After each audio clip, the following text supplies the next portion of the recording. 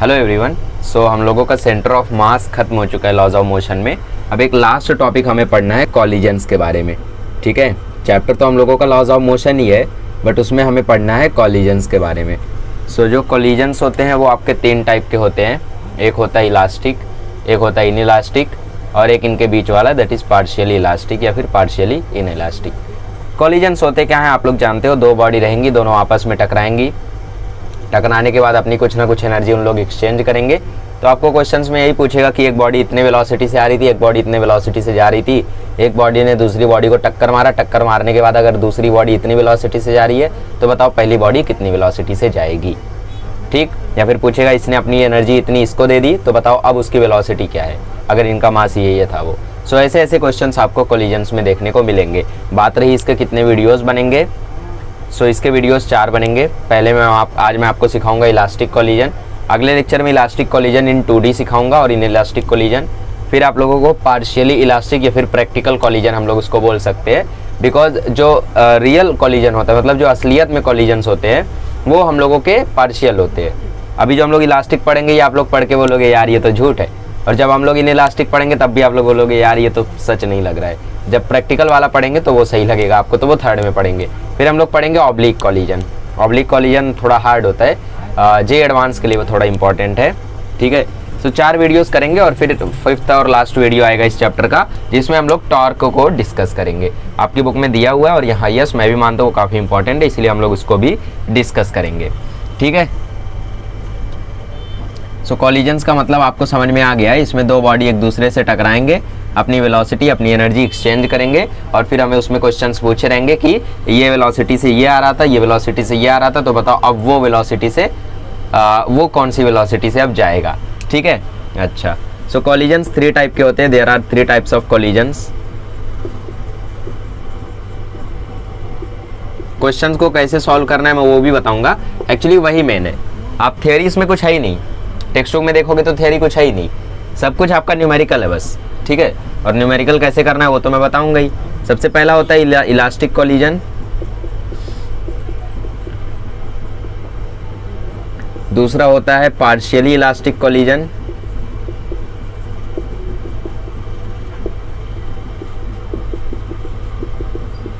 तीसरा होता है इनइलास्टिक कॉलिजन। बहुत इंपॉर्टेंट है, स्टेट्स ऑफ मैटर की बात करें उसमें भी कहीं ना कहीं ये आ ही जाएगा, तो वहाँ पे आप लोगों को फिर मुझे बताना पड़ेगा कि यार देखो इलास्टिक कॉलिजन ये होता है, हम लोगों ने ये चैप्टर में इसको पढ़ा था। ठीक है, तो 3 टाइप के कॉलिजन्स होते हैं, elastic collision, partially elastic collision और इनइलास्टिक कॉलिजन। आज जिस कॉलिजन की हमें बात करनी है वो बात करनी है इलास्टिक कॉलिजन की। एक्चुअली इसको ऐसा बोलना चाहिए, हेड ऑन इलास्टिक कॉलिजन्स। और आज हम लोग बात करेंगे 1D में, स्ट्रेट लाइन में। ठीक है, कल हम लोग 2D में जाएंगे, कल मतलब अगले वीडियो में। अब क्या पता अगला वीडियो मैं आज ही बना दूँ। इसमें होगा क्या, सपोज आपके पास यहाँ पे मास m1 है, यहाँ पे आपके पास मास m2 है, ये वेलोसिटी v से जा रहा है, ये वेलोसिटी u से आ रहा है। सो ऑब्वियस सी बात है अगर v u से छोटा है, मतलब v वेलोसिटी अगर u वेलोसिटी से कम है, तो इसका मतलब कभी ना कभी लोग टकराएंगे।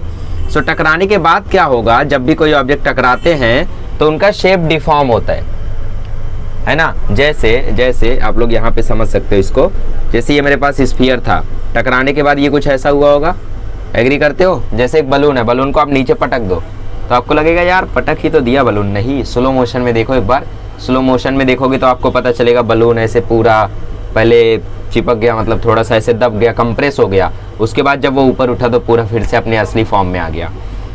सो पूरी तरीके से ये डिफॉर्म होता है पहले। ठीक है, ये दोनों आपस में ऐसा डिफॉर्म होंगे, डिफॉर्मेशन होगा यहाँ पे, और फिर उसके बाद दोबारा से इन लोग अपने असली फॉर्म में आ जाएंगे, which is practically not possible. कंचे खेल रहे हो तो कंचे में भी जब आप एक कंचे से दूसरे कंचे को मारते हो तो प्रैक्टिकल में डिफॉर्मेशन होता ही नहीं है पहली बात तो, क्योंकि लोग ग्लास वाले रहते हैं, मारते ही बहुत ही कम टाइम के लिए लोग पॉइंट ऑफ कॉन्टैक्ट में रहते हैं, और होता भी है तो वो परमानेंट हो जाता है। थोड़ा बहुत, जैसे आप प्लास्टिक बॉल से क्रिकेट खेल रहे हो, प्लास्टिक बॉल को आपने मारा, आपको लगेगा यार ये बॉल पहले भी वही थी अब भी वही है, नहीं। उसमें आप लोग जब असली में चेक करोगे ना तो आपको लगेगा यार डिफॉर्म हुई है ना। एक बॉल से दूसरी बॉल को मार देखो ना, कभी कभी बॉल एकदम पचक जाती है, कंप्रेस हो जाती है। सो वैसे यहाँ पे डिफॉर्मेशन होता है, और डिफॉर्मेशन होने के बाद दोनों लोग अपने असली फॉर्म में आ जाते हैं। तो एक मास दूसरे मास के जब हेड से सीधा टकरा जाए, हेडशॉट लग जाए, तो उसको हम लोग बोलेंगे हेड ऑन इलास्टिक कोलिजन। और ये स्ट्रेट लाइन में हो रहा है, इसीलिए हम लोग इसको बोलेंगे इलास्टिक कोलिजन इन 1D। तो उसके बाद मास m1 m2 आपस में मिले, कुछ ना कुछ अपनी वेलोसिटी इधर उधर एक्सचेंज किए। एक्सचेंज करने के बाद ये जाने लगा लेट से वेलोसिटी u1 से, और ये जाने लगा वेलोसिटी v1 से। ठीक है, सो ऐसा ही होता है यहाँ पे इलास्टिक कोलिजन की। आई होप आपको बेसिक मीनिंग समझ में आ गई होगी। हेड ऑन इलास्टिक कोलिजन में होगा क्या, एक मास दूसरे मास से सीधा सीधा टकराएगा, टकराने के बाद दोनों आपस में डिफॉर्म होंगे, और डिफॉर्म होने के बाद दोबारा से अपने असली फॉर्म में लोग आ जाएंगे, और असली फॉर्म में आने के बाद इनकी वेलोसिटी चेंज हो जाएगी। थोड़ी सी शांति मिली ना, हो जाता है थोड़ा सा, माफ़ किया करो नॉइस के लिए। हाँ, तो इनकी वेलोसिटी चेंज हो जाएगी, बट क्या काइनेटिक एनर्जी चेंज होगी, मे बी, वो मैं आपको अभी बताऊंगा। ठीक है, क्या initial kinetic energy final kinetic energy के इक्वल होती है? पूरे सिस्टम की बात करें तो होती है, एक एक ऑब्जेक्ट की बात करें सो वो नहीं होती है। क्या पूरे प्रोसेस में सब कुछ सेम होता है? नहीं।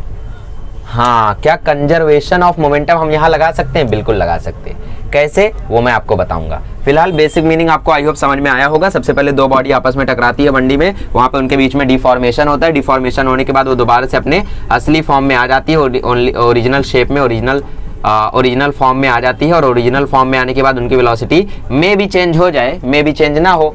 जैसे एक कंचे से आप दूसरे कंचे को मारो, तो कंचे को मारने के बाद होता है ना, एक कंचा वहीं पे रुक जाता है, दूसरा कंचा भागने लगता है, या फिर दोनों चलने लगते हैं, या फिर लगता ही नहीं है। पहले दो केस देखो, तीसरा मजाक था। पहले में क्या हुआ, आपने कंचे से मारा तो आपका कंचा वहीं पे रुक गया, और जिसको लगा था वो आगे जाने लगा, तो यहाँ पे उसकी वेलोसिटी 0 हो गई। उसने अपना पूरा का पूरा मोमेंटम, पूरी की पूरी वेलोसिटी सामने वाले को दे दी। और दूसरा केस क्या, आपने मारा तो वो दोनों साथ में जाने लगे, तो इसका मतलब उसने अपनी एनर्जी उसके साथ शेयर कर दी।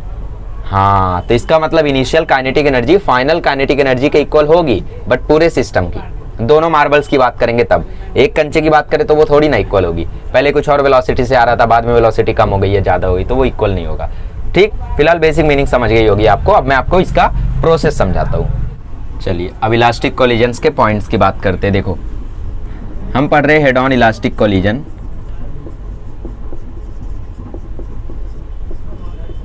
और इसमें भी हम लोग आइडियल इलास्टिक कोलिजन की बात करेंगे। आइडियल इलास्टिक कोलिजन, सपोज मतलब हमारे पास मास m1 है, हमारे पास मास m2 है, ये ट्रैवल कर रहा है वेलोसिटी u1 से, ये ट्रैवल कर रहा है वेलोसिटी u2 से। दोनों आपस में टकराए, डिफॉर्मेशन हुआ, कुछ ज़्यादा ही हो गया। दोनों आपस में टकराए, डिफॉर्मेशन हुआ, ये m1 ये m2। डिफॉर्मेशन होने के बाद ये लोग दोबारा से अपने फॉर्म में आ गए। m1 ट्रैवल करने लगा वेलोसिटी v1 से, m2 ट्रैवल करने लगा वेलोसिटी v2 से। तो जब भी दोनों लोग डिफॉर्म होने के बाद पूरी तरीके से अपने फॉर्म में आ जाएंगे, तो उसको हम लोग बोलेंगे परफेक्टली इलास्टिक कोलिजन। ठीक है, परफेक्टली इलास्टिक कोलिजन, समझ जाओ, परफेक्टली इलास्टिक। ठीक है, इसके बाद इसमें हम लोग अगर देखें तो कोई एक्सटर्नल फोर्स नहीं है। क्या mg फोर्स लग रहा है? चलो हम लोग स्पेस में कर रहे हैं, सो नहीं लग रहा है। ठीक है, नो एक्सटर्नल फोर्स, कोई एक्सटर्नल फोर्स इस पे एक्ट नहीं करता है, और mg फोर्स को भी ये खुद से बैलेंस कर लेता है। जाने तो छोड़ो, कोई एक्सटर्नल फोर्स इसमें होता नहीं है। और जो सिस्टम का मोमेंटम है, momentum of system remains conserved. ठीक है, रिमेन्स कंजर्व्ड। तो हमें मोमेंटम को कंजर्व कराना है इसमें, बट साथ ही में आप लोगों को अभी मैं ट्रिक्स भी बताऊंगा कैसे इसके न्यूमेरिकल्स को सॉल्व करने का। सो सबसे पहली बात, the momentum of the system remains conserved, of the system remains conserved.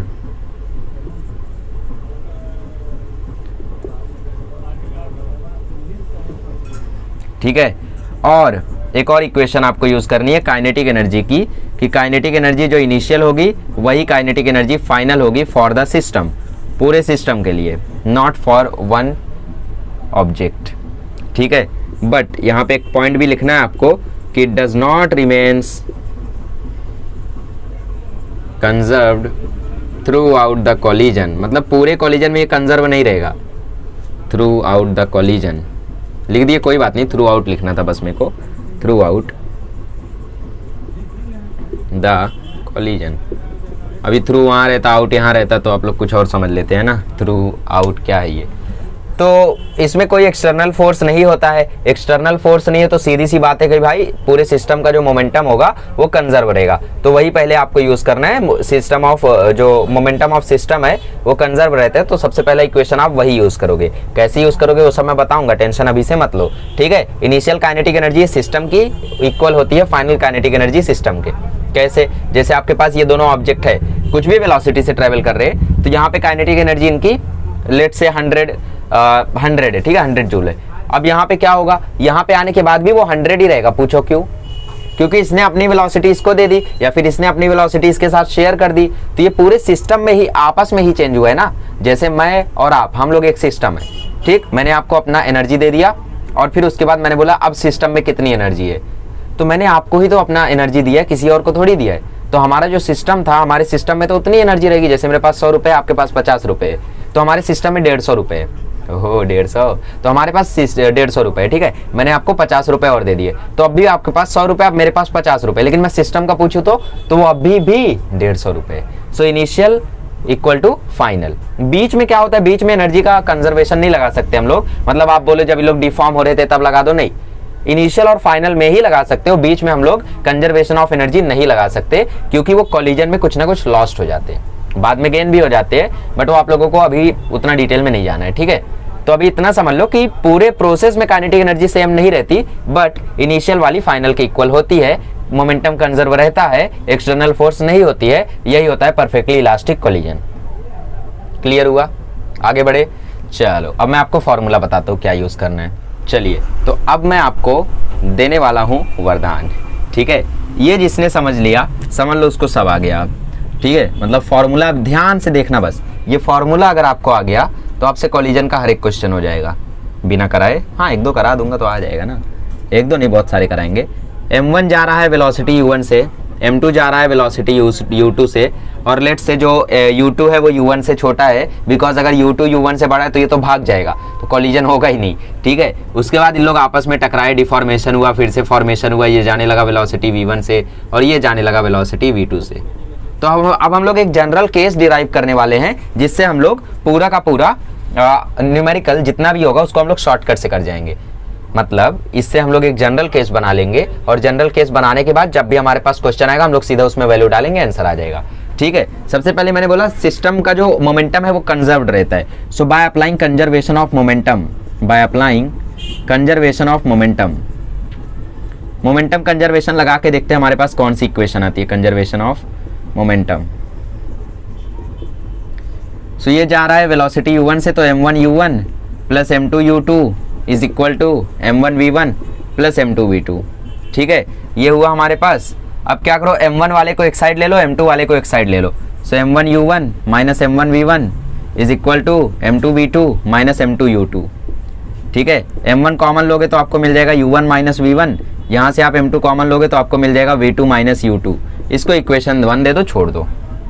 आपको कैसे पता चला इक्वेशन 1 देना है? अरे छाप के आते हैं ना आप, उन पढ़ाने से पहले तो पता ही रहेगा। कोई नई चीज़ थोड़ी है, ये तो आप भी सीख के ही जाओगे ना। इतना नहीं सोचने का कि ये स्टेप में आपको कैसे पता चला यही करना है। ऑब्वियस सी बात है, उन्होंने ऑलरेडी सॉल्व किया है, जानते हैं कि वहीं पे वो करना है। अब लॉजिक कुछ भी बता दो, प्रैक्टिस के साथ आ जाता है सब। कभी कभी दिमाग चलता है, अभी अब मुझे ही कोई नया क्वेश्चन दे दो तो मैं तो उसको सॉल्व करते चला जाऊँगा, मुझे क्या पता चलेगा यहाँ पे इक्वेशन 1 देना है या वहाँ पे इक्वेशन 1 देना है, ठीक है। सो इसीलिए ऐसा नहीं सोचने का। हमेशा आप जो भी एग्जाम में क्वेश्चन जो भी आप देखोगे, हर क्वेश्चन देखा देखा रहेगा। हाँ, जे एडवांस की बात नहीं कर रहा हूँ, जेईई मेंस, नीट, उसमें आप लोग जो भी क्वेश्चन करोगे वो देखा देखा रहेगा। तो उसमें आपको पता है कहाँ पे इक्वेशन 1 करना है, कहाँ पे क्या करना है, प्रोवाइडेड प्रैक्टिस करके गए हो तो, ठीक है। Kinetic energy initial, kinetic energy final के इक्वल होती है, पर through out the collision conserve नहीं होती है। याद रखना, सीधा सीधा एमसीक्यू आ सकता है शायद, क्योंकि बहुत सारे लोग सोचते हैं यार कंजर्व रहती है, नहीं ऐसा नहीं होता है। अच्छा, काइनेटिक एनर्जी लगाओ, हाफ m1 u1 का square plus half m2 u2 का square is equal to half m1 v1 का square plus half m2 v2 का स्क्वायर। देखो 2 2 2 2 2 कॉमन है, कैंसिल कर दें, चलो भाई कैंसिल कर दो। सो हो गया m1 u1 का स्क्वायर प्लस m2 u2 का square is equal to m1 v1 का स्क्वायर प्लस m2 v2 का स्क्वायर। अच्छा, क्या करें, फिर से m1 v1 को यहाँ ले लें। सो m1 u1 का स्क्वायर माइनस m1 v1 का square is equal to m2 v2 का स्क्वायर माइनस m2 u2 का स्क्वायर। अभी जादू होगा, देखना ध्यान से। यहाँ से मैंने m1 कॉमन ले लिया, सो बचा u1 square minus v1 square. यहाँ से मैंने m2 कॉमन ले लिया, तो बचा v2 square minus u2 square. ओ भाई ठीक, इसको हम दे देते इक्वेशन 2। आपको पता है मैंने इक्वेशन 2 क्यों दिया है ना। अब हम क्या करेंगे, पहले इक्वेशन को दूसरे इक्वेशन से डिवाइड कर देंगे। अब इसका लॉजिक मैं बता सकता हूँ, देखो m2 m2 m1 m1 cancel हो जाएगा, सो हमें सीधा सीधा आंसर मिल जाएगा। ठीक है, सो डिवाइडिंग 2 बाय फर्स्ट। आपने सेकंड वाले को फर्स्ट से क्यों डिवाइड किया, क्योंकि इसकी पावर कम है, इसकी पावर ज्यादा है, स्क्वायर है ना इधर, सो वो ज्यादा अच्छा कैंसिलेशन होगा। अच्छा डिवाइड किया, सो m1 m1 कैंसिल हो गया, नहीं हुआ, चलो करके दिखा देते। m1 u1 का स्क्वायर माइनस v1 का स्क्वायर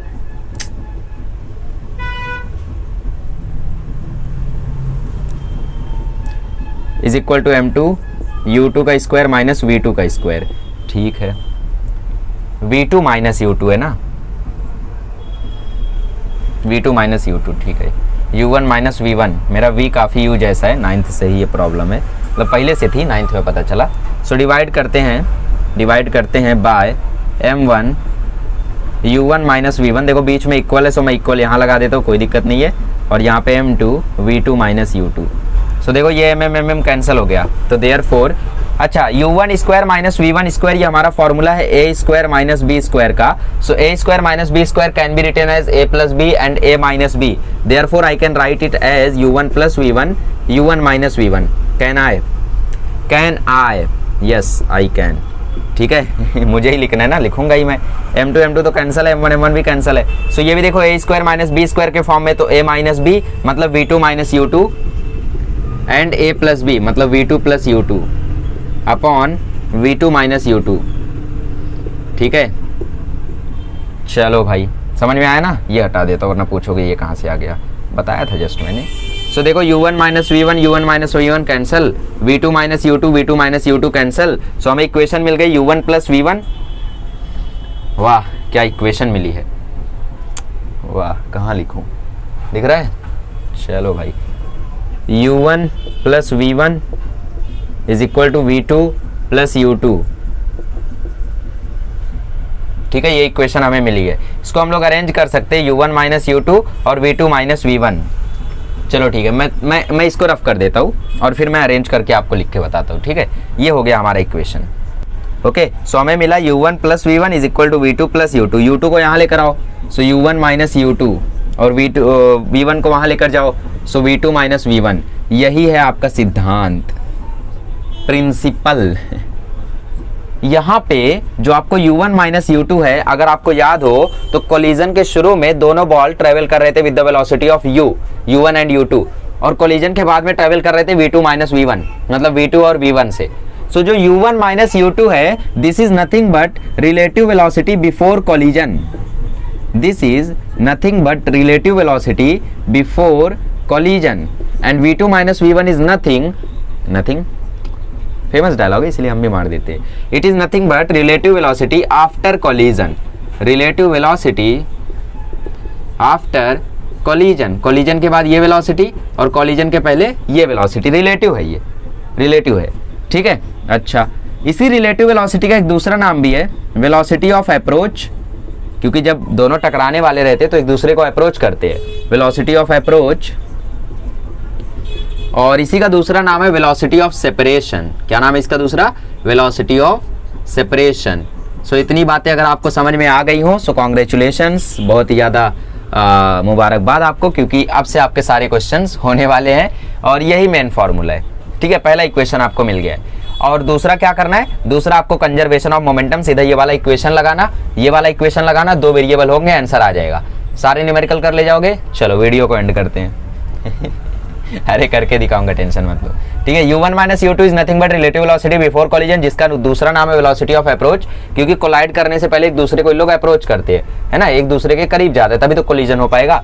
और v2 minus v1 is relative velocity after collision, collide होने के बाद इन लोग दूर भागते हैं, एक इधर भागेगा एक उधर भागेगा, लेकिन ये हेड ऑन कोलिजन है 1D में, मतलब आप ऐसा टकराओगे, सो वाला बहुत तेजी से भागेगा, ये वाला स्लो हो जाएगा, या फिर ये वाला बहुत तेज हो जाएगा, वाला स्लो हो जाएगा, कुछ भी हो सकता है, कुछ भी हो सकता है। ठीक है, so this is relative velocity after collision, जिसका दूसरा नाम है वेलोसिटी ऑफ सेपरेशन। सेपरेट होने के बाद जो वेलोसिटी थी, अप्रोच करते समय जो वेलोसिटी थी वो।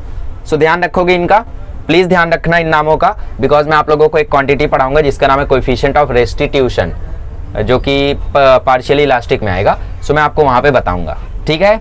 चलिए आगे बढ़ते हैं, अब क्वेश्चन शुरू करते हैं। चलिए सो न्यूमेरिकल शुरू करते हैं। हमने क्या अभी देखा, हमने देखा relative velocity before collision is equal to relative velocity after collision, और m1u1 plus m2u2 is equal to m1v1 plus m2v2।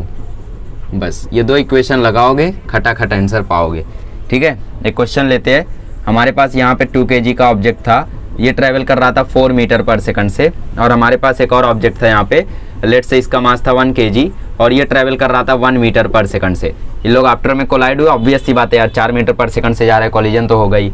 Collision होने के बाद ऐसा हुआ कि ये 2 kg वाला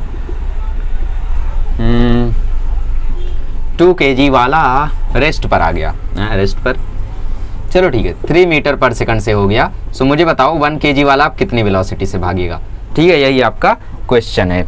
चलिए करते हैं। सो इसको तो कंजर्वेशन ऑफ मोमेंटम से सीधा सीधा आप लोग कर सकते हो, तो इसके लिए हम लोग इसको थोड़ा सा हार्ड बनाएंगे, ठीक है। सो हम लोग यहाँ पे इसकी वेलोसिटी भी नहीं जानते, ये है v1 और ये है v2, तो बताओ सीधा सीधा कि लोग कितनी वेलोसिटी से ट्रैवल करेंगे, क्योंकि वो जो क्वेश्चन था वो आप कंजर्वेशन ऑफ मोमेंटम से सीधा सीधा बता देते, यहाँ का इक्वल करते और v2 आ जाता। चलो करके बता देते हो, चलो ऐसे लेते, पहले 3 था ना, 3, चलो।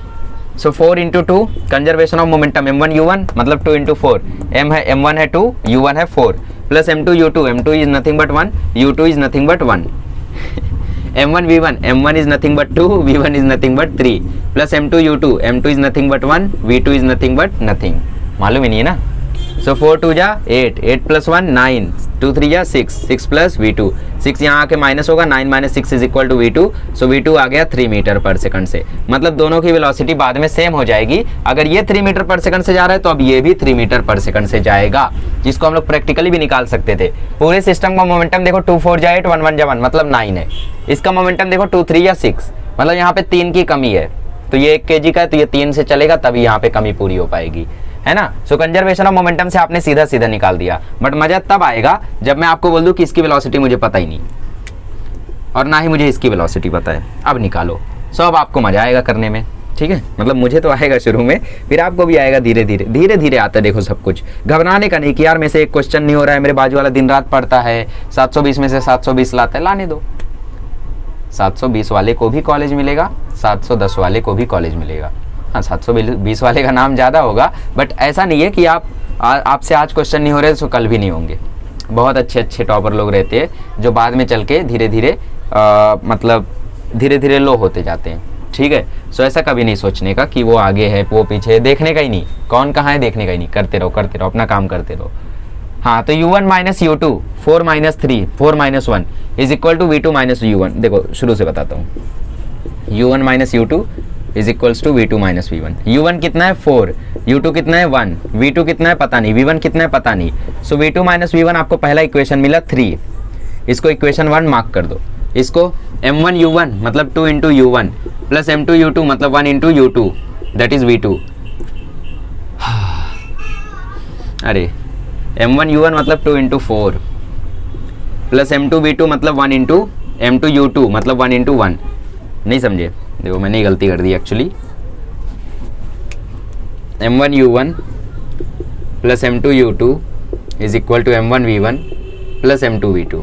सो m1 u1 मतलब 2 इंटू 4, m2 u2 मतलब 1 इंटू 1, m1 v1 मतलब 2 इंटू v1, m2 v2 मतलब 1 इंटू v2।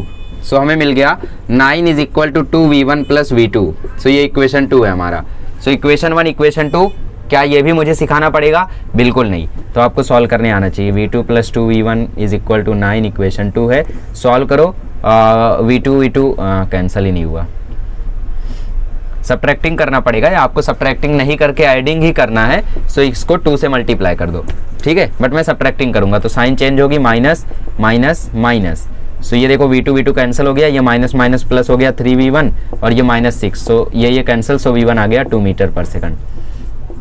सो एक्चुअल में जो इसकी वेलोसिटी होगी वो होगी 2, और v2 कितना होगा फिर यहाँ पे पुट कर दो। So 9 is equal to 2 into 2 plus v2, 9 is equal to 4 plus v2, so v2 is equal to 5 metre per second. So actual में जो इनकी वेलोसिटीज थी वो थी 2 और 5। जो हमने लिया था वो क्या, वो अनएक्चुअल है नहीं, जो हमने लिया था वो हमने मान लिया था कि लेट से ये 3 मीटर पर सेकंड से भाग रहा है, हमने मान लिया था। बट एक्चुअल में क्या होगा, जब ये इससे टकराएगा तो इसकी स्पीड कम हो जाएगी, इसकी स्पीड बहुत ज़्यादा हो गई। कारण क्योंकि इसका मास बहुत कम है। जिसका मास कम है अगर उससे कोई टकराता है तो वो और तेज़ी से भागता है। जैसे कोई ट्रेन है और सामने साइकिल वाला जा रहा है, ट्रेन जब साइकिल वाले को मारेगी तो साइकिल की स्पीड फिर बहुत ज़्यादा हो जाएगी, प्रोवाइडेड वो नीचे ना आ जाए ट्रेन के। ठीक, मतलब ट्रेन से उसे थोड़ा सा धक्का लगे तो वो बहुत तेज़ी से भागेगा, नीचे आ गया तो फिर छोड़ो। ठीक है, तो इसको ऐसे करने का और क्वेश्चन दूँ? चलो और क्वेश्चन करते हैं, बहुत सारे हैं। चलिए और क्वेश्चंस करते हैं। हमारे पास यहाँ पे एक 2 kg का मास है और ये ट्रैवल कर रहा था 6 मीटर पर सेकंड से। हमारे पास यहाँ पे एक 1 kg का मास था जो कि था रेस्ट पे, और फिर टकराने के बाद ये 2 kg का मास जाने लगा वेलोसिटी v1 से, और ये 1 kg का मास जाने लगा वेलोसिटी v2 से। सो अब ये v1 v2 कितना है आपको बताना है। सो क्वेश्चन को सॉल्व करो फटाफट और आंसर मुझे बताओ। मुझे भी इसका आंसर नहीं पता है तो मैं ऑप्शन नहीं दे सकता, खैर ज़रूरत भी नहीं है ना। कुछ लोग बोल रहे होंगे ऐसा, कोई दिक्कत नहीं है, लोगों करो।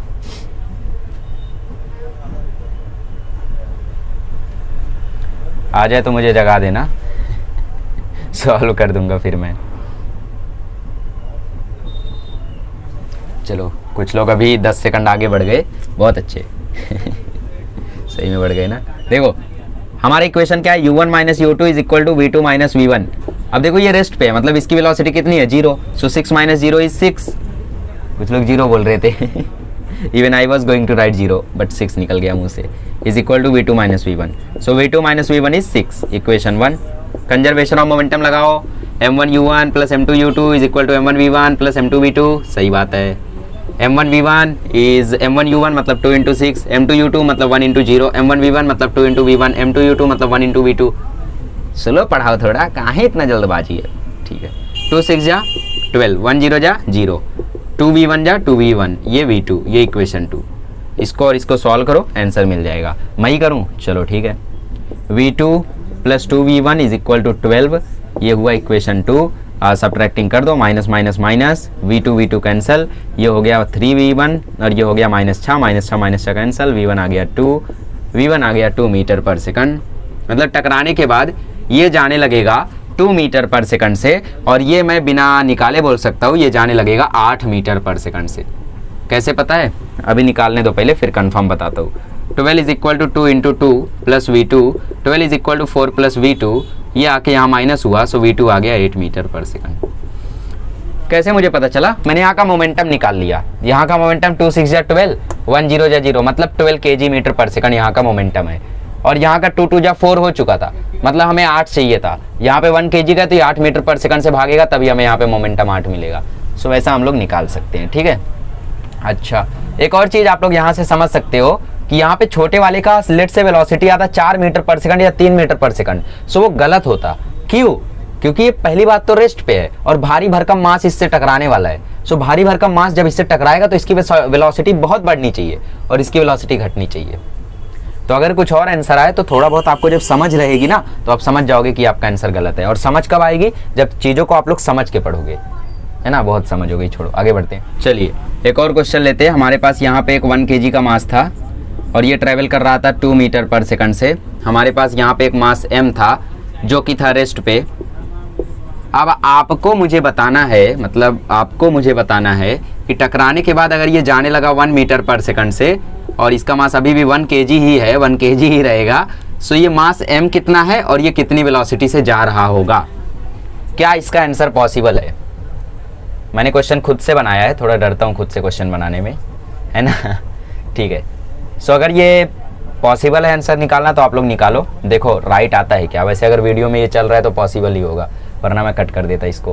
वाह बहुत तेज हो।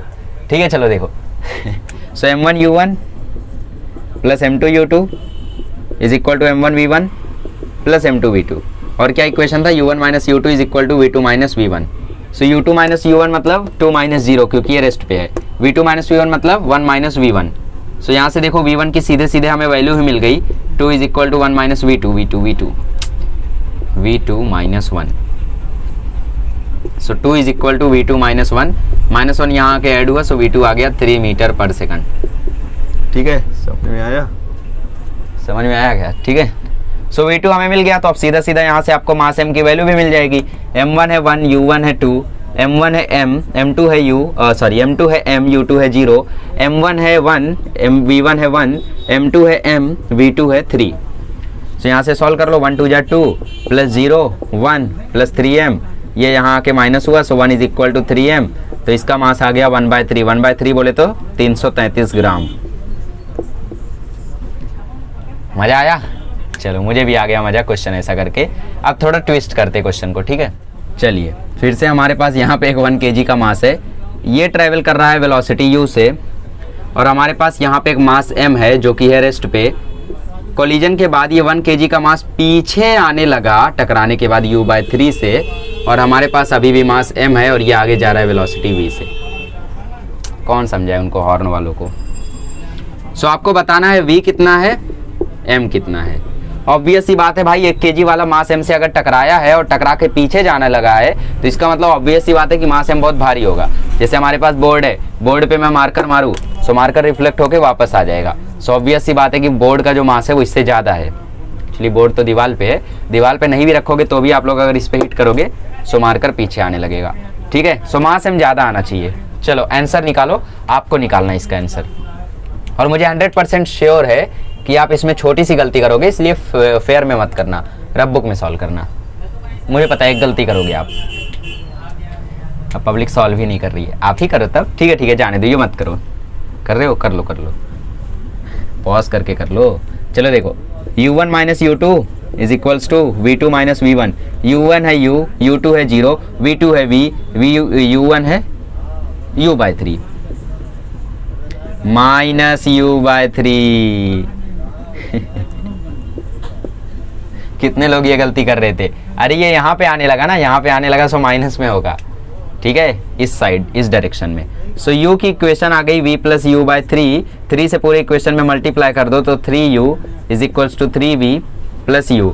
u यहाँ के आके माइनस हो गया, so 2u is equal to 3v आ गया। ये हो गया इक्वेशन 1। नहीं समझा? अरे भाई साहब, ये वेलोसिटी पीछे के साइड थी, वेलोसिटी की डायरेक्शन मैटर करती है। वो नीचे जाए तो माइनस, ऊपर जाए तो प्लस, आगे जाए तो प्लस, पीछे जाए तो माइनस। सो पीछे आ रहे तो माइनस लेंगे ना, माइनस लेंगे तो प्लस हो गया, माइनस माइनस मिला के। ठीक, 3 से पूरी इक्वेशन में मल्टीप्लाई किया, 3u 3v और ये u 3 यहाँ पे कट गया, फिर u को यहाँ भेज दिया तो 2u is equal to 3v। क्या डाउट है इसमें? m1u1 plus m2u2 is equal to m1v1 plus m2v2। m1 कितना है 1, u1 कितना है u, m2 कितना है m, u2 कितना है 0, m1 कितना है 1, v1 कितना है माइनस u/3, m2 कितना है m, v2 कितना है v। ठीक है, 1u जा u, m0 जा 0, माइनस u/3 प्लस mv। यहाँ से हम क्या v की वैल्यू निकाल सकते हैं? एक्चुअली हमें u चाहिए ना, सो हम यहाँ से u की वैल्यू निकाल लेते हैं। u की वैल्यू क्या आएगी? 3/2v। ठीक है, u की वैल्यू आ गई 3/2v।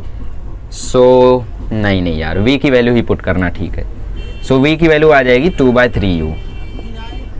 2/3u v की जगह पुट कर दो 2/3u। So minus 2/9u plus u is equal to minus u/3 plus m 2/3u। ठीक है, 3 से पूरे इक्वेशन में मल्टीप्लाई कर दो, so 3u is equal to minus u plus 2mu। ठीक है, u यहाँ ला के ऐड कर दो, सो 4u is equal to 2mu। देखो u कैंसिल हो गया, सो 2m इज इक्वल टू 4 आ गया, सो m आ गया 2 kg। जादू। सो मास m की जो वैल्यू है वो है 2 kg। देखा, 2 kg मास था तभी तो ये पीछे आने लगा। ठीक है, सो प्रैक्टिकली v निकालना पॉसिबल नहीं है इसमें, हम बस मास m की वैल्यू निकाल सकते हैं। u आप लोग निकालने जाओगे सो इक्वेशन कैंसिल हो जाता है, so it is not possible. So आपको एग्जाम में अगर क्वेश्चन आया सो बस आपको पूछेगा फाइंड मास m। ठीक है, फाइंड मास m। अरे कहाँ है, एक्टिंग कर रहे हो, मास m। ठीक है, चलिए आगे बढ़ते हैं, अगला क्वेश्चन करते हैं। चलिए अब एक क्वेश्चन आपके लिए। हमारे पास यहाँ पे 5 kg का मास था और ये ट्रैवल कर रहा था 10 मीटर पर सेकंड से। हमारे पास यहाँ पे एक मास था 2 kg का और ये पीछे की तरफ आ रहा था 2 मीटर पर सेकंड से, और अब की बार गजब कॉलिजन हुआ। ये 10 मीटर पर सेकंड से, ये 2 मीटर पर सेकंड से, ये धाम बहुत तगड़ा कॉलिजन हुआ। कॉलिजन होने के बाद हुआ ऐसा कि इस 2 kg वाला आगे जाने लगा वेलोसिटी v से, और ये 5 kg वाला भी आगे जाने लगा वेलोसिटी v1 से। सो v1 और v2 क्या है ये आपको बताना है, ठीक है। चलिए सॉल्व करिए ये क्वेश्चन। अगर आप कर ले गए, ये क्वेश्चन मेरा है, कॉपीराइट मार दूंगा इस क्वेश्चन पे मैं। हाँ तो देखते हैं किसका किसका आता है। ऐसा नहीं होता यार, क्वेश्चन तो बहुत सारे होते हैं, असल में तो सब क्वेश्चन बुक का है ना, बस डेटा चेंज है। देखो क्या इक्वेशन था, वाह इक्वेशन ही भूल गए। u1 minus u2 is equal to v2 minus v1। u1 कितना है 10, u2 कितना है 2, v1 कितना है पता नहीं, v2 कितना है पता नहीं। कभी कभी मेरा vu जैसा बन जाता है तो प्लीज़ माइंड ना करें। सो v2 माइनस v1, अरे भाई क्या दुश्मनी है v तेको में से, ठीक है। चलो आगे बढ़ते हैं। यहाँ पे m1 u1 मतलब 5 इंटू 10, m2 u2 मतलब 2 into 2 is equal to m1 v1 मतलब 5 v1 प्लस m2 u2 मतलब 2 v2। ये आ गया 50 प्लस 4 54, 5 v1 प्लस 2 v2। क्या आपने भी ऐसे ही सॉल्व किया? बिल्कुल गलत सॉल्व किया आपने। गजब, तालियां होनी चाहिए आपके लिए, वेल डन, ठीक है। तालियां एकदम होनी चाहिए, बेशुमार तालियां होनी चाहिए आपके लिए। अभी मैंने बताया कि ये पीछे की तरफ आ रहा है तो इसकी वेलोसिटी नेगेटिव लेंगे, आगे जा रहा है तो पॉजिटिव लेंगे। So 10 minus minus 2 is equals to v2 minus v1, मतलब v2 माइनस v1 की वैल्यू आएगी 12। अब जिन लोगों ने खुद से सॉल्व नहीं किया था उन लोग सोच रहे होंगे यार कर लेना चाहिए था। खुद से जब सॉल्व करोगे तभी अपनी गलतियां निकाल पाओगे, वरना फिर दिक्कत क्या होगी पता है? जो गलतियां आप आज करने वाले थे वो गलतियां आप बोर्ड में करोगे जाके। जितनी गलतियां करनी है कर लो क्लास में, है ना, वरना फिर आप आज अगर यहाँ गलतियां नहीं करोगे तो 100% वहाँ करोगे, क्योंकि गलती सब करते सम सॉल्व करते समय, ऐसा नहीं कि कोई गलती नहीं करता, ठीक है। चलो इक्वेशन क्या, m1 u1 plus m2 u2 is equal to m2 v2। m1 u1 plus m2 v2, ठीक है। m1 u1 मतलब 5 इंटू 10, m2 u2 मतलब 2 इंटू माइनस 2, m1 v1 मतलब 5 इंटू v1, m2 u2 मतलब 2 v2, ठीक है। 50 minus 4 5 v1 plus 2 v2, 46 is equals to 5 v1 plus 2 v2, ठीक है चलेगा। अब इस इक्वेशन में मैं बोल रहा था 5 से मल्टीप्लाई कर देते हैं, 5 से मल्टीप्लाई कर देंगे तो ये बन जाएगा 5 v2 minus 5 v1 is equal to 60। इसको इसके नीचे लेकर आओ, so 2 v2 plus 5 v1 is equals to 46। अब ये देखो कैंसिल हो गया, ये आ गया 7 v2 is equals to 106। So v2 की वैल्यू आ जाएगी 106/7। अगर कैंसिल करोगे तो कैंसिल नहीं होगा, बिकॉज क्वेश्चन मैंने बनाया था, ठीक है, खुद से बनाया था मैंने, वरना हो जाता अगर बुक का होता तो। खैर ऐसी कैलकुलेशन का भी ध्यान रखा करो, वरना क्या होता है जब हमारा ऐसा आंसर आता है ना तो हम डाउट में चले जाते हैं, यार सही किया या गलत किया, इतना ऑड आंसर आ रहा है, कैंसिल ही नहीं हो रहा है, तो डाउट नहीं करने का। अगर आपने प्रोसेस सही किया तो आंसर सही होगा ही होगा। इसमें पुट करते इसको, सो 106/7, देखो मैं 12 को यहाँ लेकर आ रहा हूँ, सो -12, v1 वहाँ जा रहा है, सो v1 वहाँ गया, कैंसिल करो, 106 minus 84/7 is equals to v1, इसको इसमें से माइनस करोगे आप, सो ये आ जाएगा 22/7। सो v1 की वैल्यू कितनी है 22/7 और v2 की वैल्यू क्या है 106/7, ठीक है। सो आई होप आपको इसमें सब कुछ समझ में आ गया होगा। अब कुछ इंपॉर्टेंट बातें मुझे आपको बतानी है, केसेस बताने हैं, ताकि आप लोग डायरेक्ट आंसर निकाल सको, ठीक है। चलिए सो अब मैं आपको कुछ इंपॉर्टेंट बातें बताने वाला हूँ। कुछ बातें आपको दिमाग पे थोड़ा सा प्रेशर डालेंगी, हथौड़ा मारेंगी, बट मारने देना, ऐसा नहीं, मतलब वो ज़रूरी नहीं है, वो बातें बिल्कुल ज़रूरी नहीं है। आपको जो मैंने फॉर्मूला बता दिया उससे हर एक क्वेश्चन बन जाएगा 100%, चाहे कहीं का भी क्वेश्चन हो। बट जो बातें अब मैं आपको बताने जा रहा हूँ वो बातें भी ज़रूरी हैं केसेस को डिस्कस करने के लिए। उससे होगा क्या, जब काफ़ी कॉम्प्लेक्स वैल्यूज़ रहेंगी तो उसमें भी आप लोग देख के आंसर बता दोगे कि इसका आंसर क्या होने वाला है। ज़रूरी नहीं है बट फिर भी आपको उसे समझना होगा, ठीक है। चलिए सो बातें थोड़ी भारी हैं, बट भारी बातें अगर प्रैक्टिस करोगे, अभी से सीखने की कोशिश करोगे, सो आपका दिमाग भी डेवलप होगा, ठीक है। सो वीडियो को बंद नहीं करना है, यूजलेस समझ के उसको नोट करना नहीं बंद करना है, पूरा का पूरा आपको सीखना है। अभी छुट्टी ले लेना, 1 घंटे का तो होगा वीडियो, 1 घंटा या 50 मिनट से ज़्यादा नहीं होगा। करंटली दोपहर के 1 बज रहे और मुझे निकलना है 1:30 बजे। देखते हैं कितना बन पाता है वीडियो भाई साहब।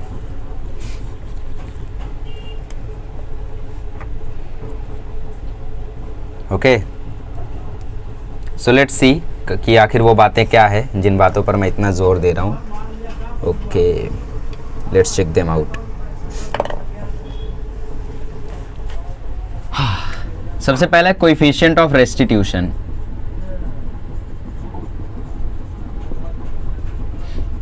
कोएफिशिएंट ऑफ रेस्टिट्यूशन को हम लोग डिनोट करते ई से, और ई है velocity of separation upon velocity of approach. E is defined as the ratio of velocity of separation upon velocity of approach.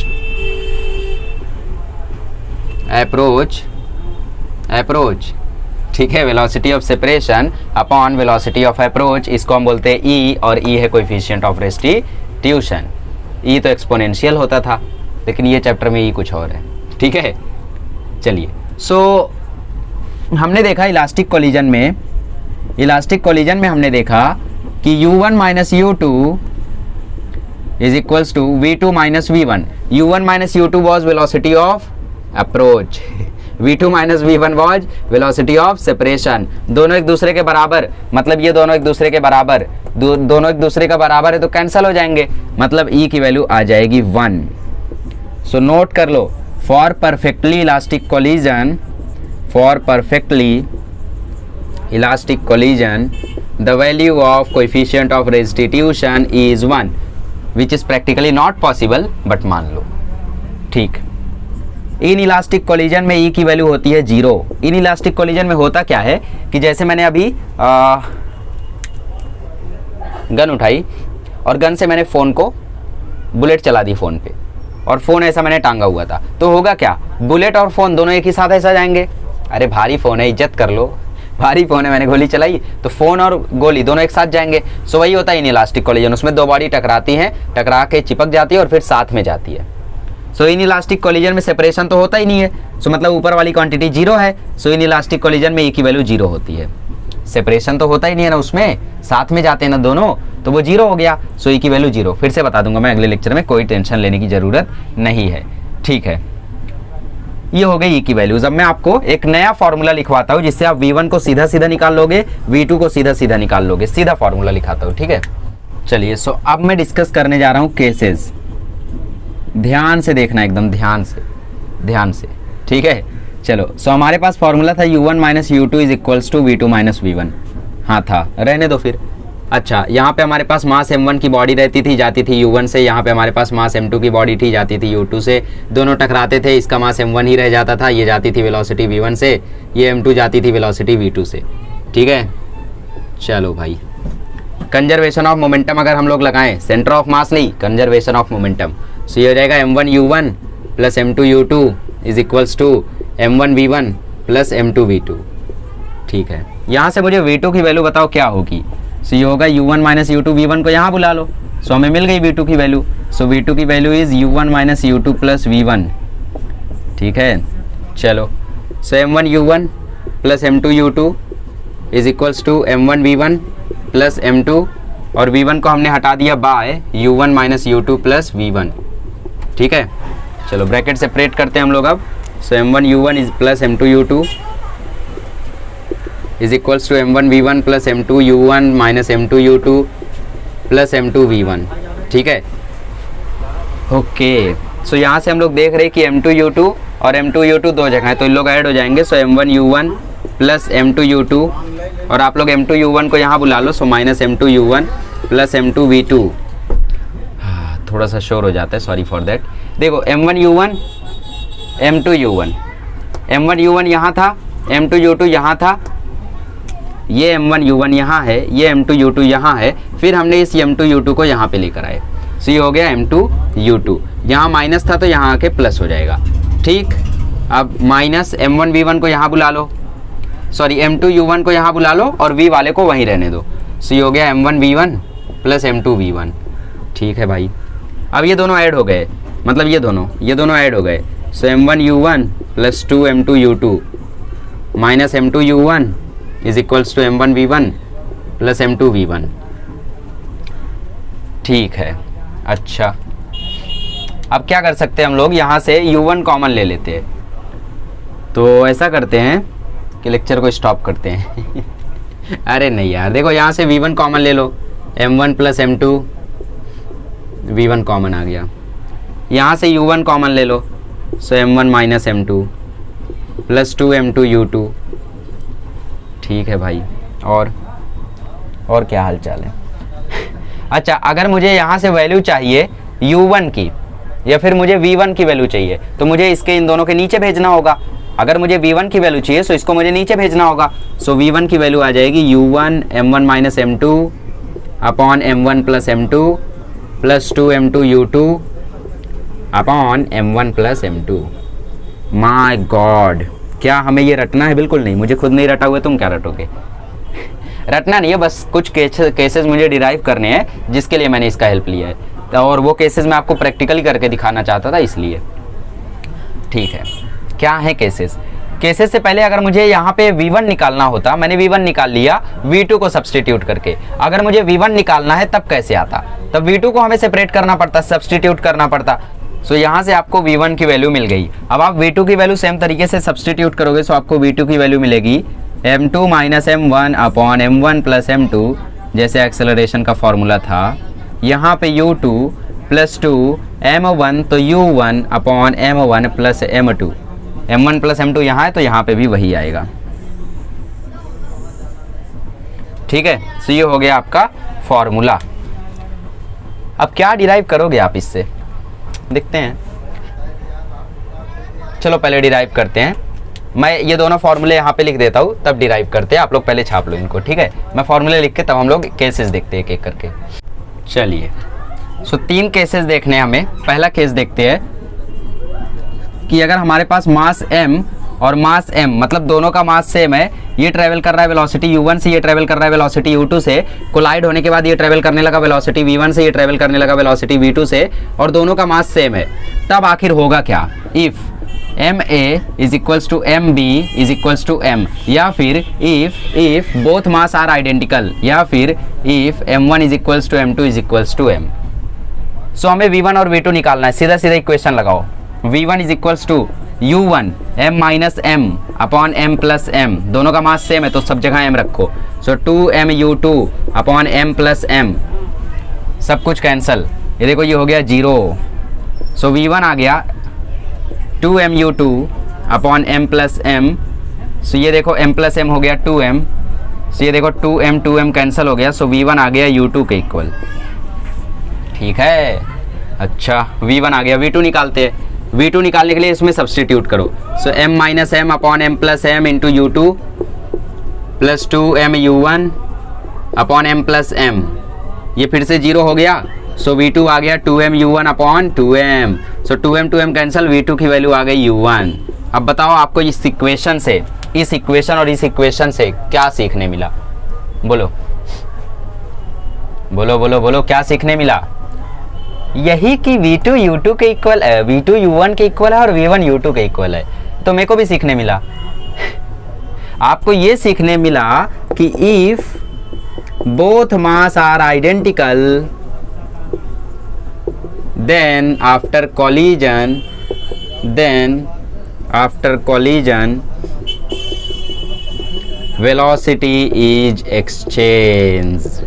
जो वेलोसिटी पहले m1 की थी वो वेलोसिटी बाद में m2 की होगी, जो वेलोसिटी पहले m2 की थी वो वेलोसिटी बाद में m1 की होगी।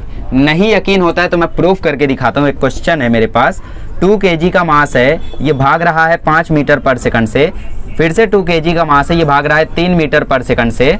कॉलिजन हुआ और 5 kg वाला मास अब भाग रहा है v1 से, 2 kg वाला मास भाग रहा है v2 से। सो आपको बताना है इसकी वेलोसिटी क्या है। आप इसे खुद से सॉल्व करेंगे वो फॉर्मूले से, u1 minus u2 is equals to v2 minus v1, और m1 u1 plus m2 u2 is equal to m1 v1 plus m2 v2 से। मैं सीधा सीधा आंसर बताता हूँ। v2 की वैल्यू होगी 5, v1 की वैल्यू होगी 3, क्योंकि दोनों मास सेम है तो v1 जो होगा वो u2 के इक्वल होगा। v1 कौन था ये, u2 कौन था ये, सो दोनों इक्वल हो गए। v2 जो होगा वो u1 के इक्वल होगा, v2 कौन था ये, u1 कौन था ये, सो दोनों एक दूसरे के इक्वल हो गए। सो आप लोग फॉर्मूले से सॉल्व करना, करोगे ना? दुआएं मिलेंगी, कर लेना। ठीक है, कर लेना सॉल्व और फिर चेक कर लेना कि क्या सही में ऐसा होता है। एक और क्वेश्चन देता हूँ, हमारे पास यहाँ पे 1 kg का मास था, ये भाग रहा था 10 मीटर पर सेकंड से। अगेन हमारे पास 1 kg का मास था, ये भी भाग रहा था 9 मीटर पर सेकंड से। आफ्टर कोलिजन हुआ, 1 kg वाला भागने लगा v1 से और दूसरा 1 kg वाला भागने लगा v2 से। सो बताओ अब वेलोसिटी इनकी क्या रह जाएगी?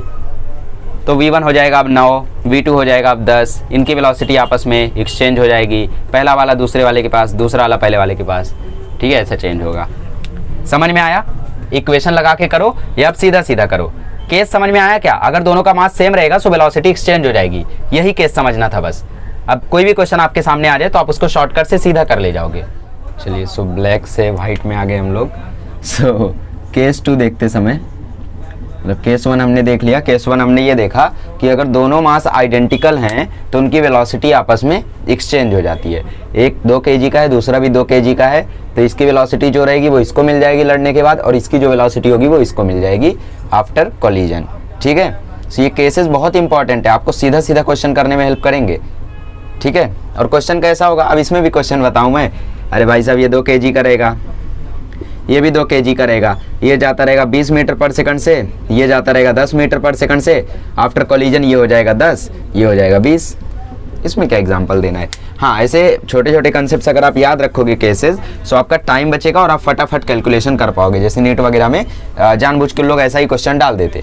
तो अभी क्या करेंगे समझदार लोग? कंजर्वेशन ऑफ मोमेंटम लगाएंगे, वो वाला इक्वेशन लगाएंगे और उसके बाद आंसर लाएंगे। कौन सा वाला? u1 - u2 = v2 - v1 और कंजर्वेशन ऑफ मोमेंटम। बट हम तो स्मार्ट है, हम जानते हैं दोनों मास आइडेंटिकल है तो इसकी वेलोसिटी इसको मिल जाएगी, इसकी वेलोसिटी इसको मिल जाएगी। ठीक है, चलो केस 2 देखते हैं। 3 केसेस हमें देखने हैं। दूसरा केस ऐसा है कि अगर एक मास m2 है और ये बहुत बड़ा है मास m1 से।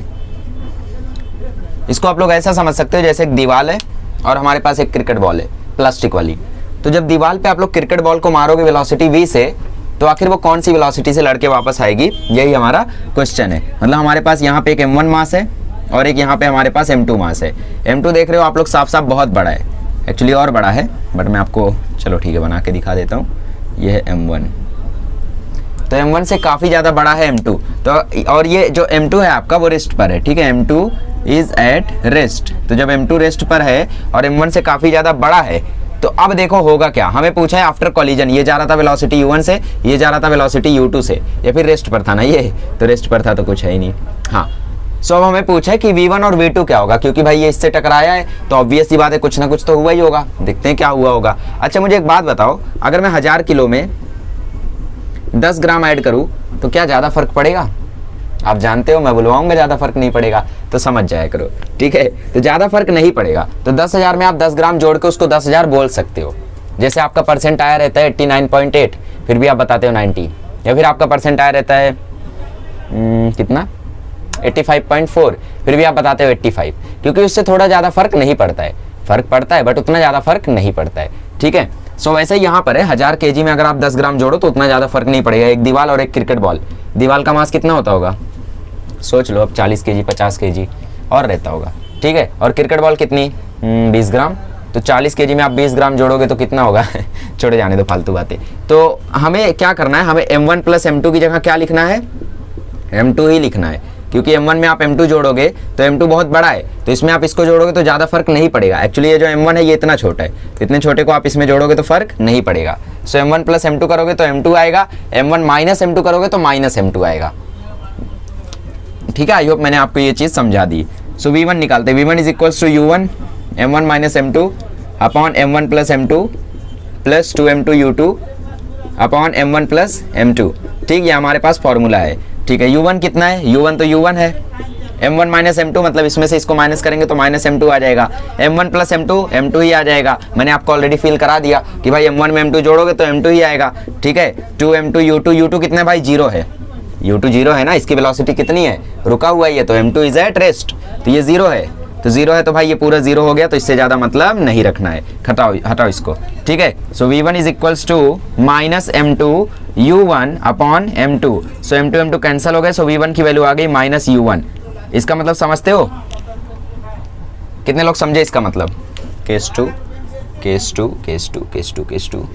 केस कर दूंगा मैं। If m2 is much greater than m1 and m2 is at rest, tension मत लो, सब खत्म हो जाएगा, ठीक है। कुछ लोग मतलब सोच रहे कि केमिस्ट्री इतना आगे और फिजिक्स इतना पीछे, बोला है ना करके दिखाएंगे, ठीक है। और चलो ठीक है, करके ही दिखाएंगे, बोलेंगे नहीं। तो यहाँ पे क्या होगा, v1 की वैल्यू माइनस ऑफ u1 आ जाएगी। इसका मतलब समझते हो, इसका मतलब टकराने के बाद जो वेलोसिटी होगी वो सेम रहेगी, मैग्नीट्यूड तो सेम रहेगा, जो v1 रहेगा वही u1 रहेगा, बस डायरेक्शन चेंज हो जाएगी। इसको आप फेल भी कर सकते हो। ये मैंने मारा मार्कर, तो ये जो वेलोसिटी से जा रहा था उसी वेलोसिटी से टकरा के वापस आ गया। ये देखो फिर से, ये मैंने मारा मार्कर, तो ये टकरा के उसी वेलोसिटी से वापस आ गया। बोर्ड वहीं का वहीं रह गया, क्योंकि बोर्ड रेस्ट पर था, इसका मास कुछ भी नहीं है। देखो मैंने मारा, टकरा के वापस आ गया, जो वेलोसिटी से मैंने फेंका वही वेलोसिटी से ये वापस आ गया।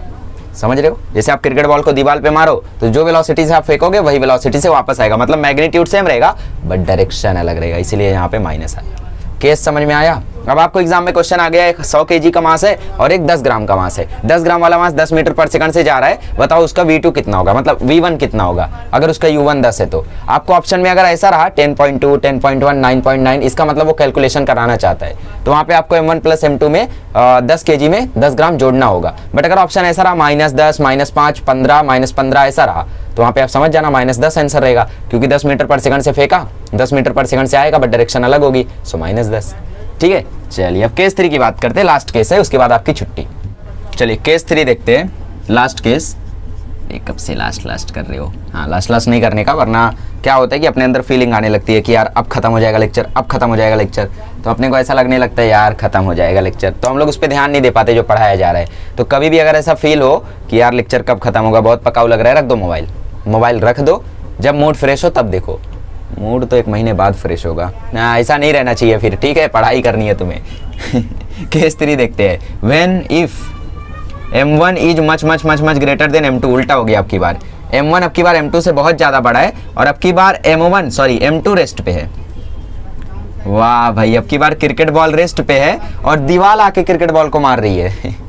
अब की बार क्रिकेट बॉल रेस्ट पे है और दीवार आके क्रिकेट बॉल को मार रही है, मजा नहीं आया। चलो एक साइकिल रखी हुई है रेलवे ट्रैक पे और उसको ट्रेन मार रही है, साइकिल, कार, बाईसाइकिल कुछ भी ले लो, उसको ट्रेन मार रही है।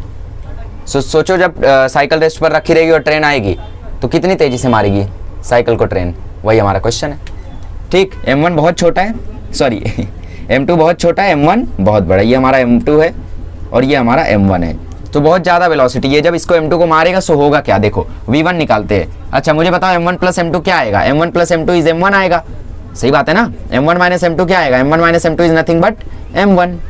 अरे भाई तुम m1 में से m2 को घटाओ तो m1 ही रह जाएगा, क्योंकि इसका मास बहुत छोटा है। छोटे से मास को 10 ग्राम को आप 10 kg में से घटाओ, कितना आएगा, 10 kg आएगा ना। सो वही यहाँ पे 10 ग्राम में 10 kg जोड़ो तो 10 kg आएगा, ठीक है। मतलब 10 ग्राम लिखने के लिए हम लोग लिख सकते हैं, बट कोई पूछेगा तो क्या बोलेंगे भाई 10 kg, परसेंटेज जैसे बोलते हो, चोरी, ठीक है। कुछ लोग का मतलब 69.6 आया रहता है, बोलते 70 आया है, हाँ ठीक है, कोई दिक्कत नहीं है बोलने में, ठीक है। 70 थोड़ा अच्छा लगता है ना, जैसे अभी 79.8 आया है, तो 79.8 बोलोगे तो वो 70 में ही काउंट किए जाओगे, बट 80 बोल दोगे तो 80s में आ जाओगे। इसीलिए तो कॉस्ट जो रहता है फ़ोन वगैरह का, जो भी महंगी चीज़ रहती है, कॉस्ट ऐसा रहता है 99, 199, 299, 15,999। सो जानबूझ के कॉस्ट ऐसा रखते हैं ताकि ऐसा फील हो कि वो उतने का नहीं है, उससे कम का है, जबकि 1 रुपया ही कम रहता है। और हमारा दिमाग भी वैसे फालतू बातें। देखो v1 निकालते हैं, ठीक, v1 निकालते, v1 is equals to u1 m1 minus m2 upon m1 plus m2 plus 2m2 u2 upon m1 plus m2। चलो मुझे बताओ m1 माइनस m2 क्या आएगा, m1, m1 प्लस m2 क्या आएगा, m1, 2m2 u2। अच्छा, अब की बार देखो हुआ क्या है, ये हमारा m2 बहुत छोटा है, सो अब की बार हमारा m1 u1 वेलोसिटी से जा रहा है और ये u2 वेलोसिटी से जा रहा है, ठीक है। कौन, अरे सॉरी m2 रेस्ट पर है, मतलब u2 यहाँ पे अब की बार 0, ठीक है। सो ये देखो 0 हो गया, तो ये 0 हो गया तो पूरी क्वांटिटी गायब हो गई, तो m1 कैंसिल हुआ, मतलब v1 u1 के बराबर रहेगा, v1 u1 के बराबर रहेगा, मतलब जो वेलोसिटी से ये अभी जा रहा है, जो वेलोसिटी से ये अभी जा रहा है, कौन, बड़ा वाला ट्रेन, वही वेलोसिटी से वो बाद में भी जाएगा।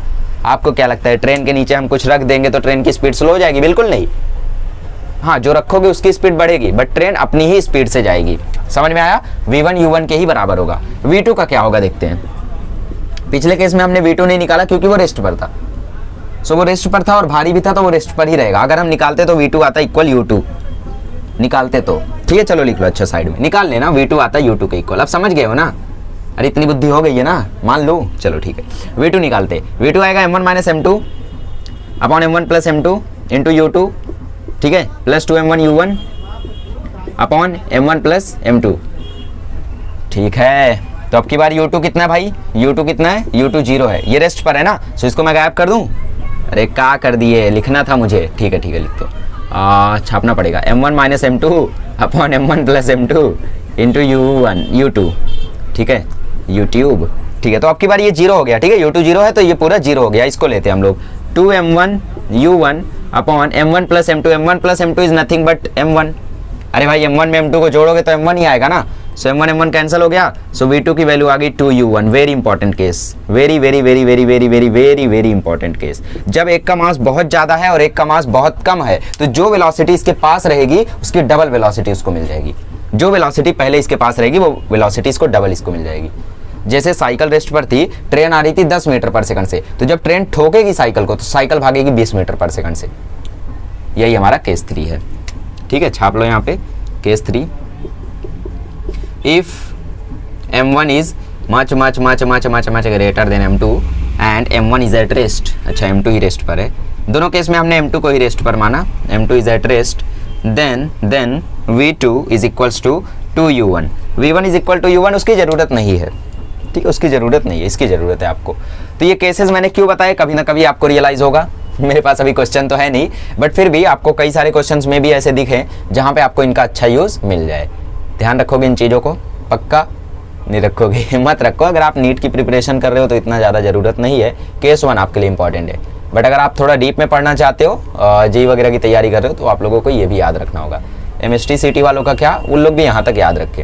MST CT कुछ नहीं यार, मतलब तुमने अगर बोर्ड लेवल की पढ़ाई अच्छे से की है, एक महीना बस एक महीना तुम प्रैक्टिस कर डालो हर एक लेसन की, ठीक है, सो मे भी आपको वहाँ पे अच्छे से स्कोर हो जाए। चलिए मैं उसके बारे में कुछ बोल नहीं सकता अभी, ठीक है। चलिए लेक्चर को स्टॉप करते हैं, अगले लेक्चर में मिलेंगे। तो हम लोग इलास्टिक कोलिजन को, अभी तक हम लोग 1D में सीख रहे थे कि भाई ये ट्रेन इसको ठोक रही है, ये बॉल इसको ठोक रहा है, ये नेट इसके ऊपर जा रहा है, बट अब हम लोग सीखेंगे कि ऑब्जेक्ट ऐसा रखा हुआ है, ये ऐसे आ रहा है, ऐसे ठोक रहा है 2D में, ठीक है। और उसके बाद हम लोग लास्ट में पढ़ेंगे इन इलास्टिक कोलिजन। अगले लेक्चर में ही दोनों टॉपिक कवर करेंगे बिकॉज इन इलास्टिक कोलिजन छोटा टॉपिक है, ठीक है। चलिए मिलते हैं अगले लेक्चर में, थैंक यू सो मच।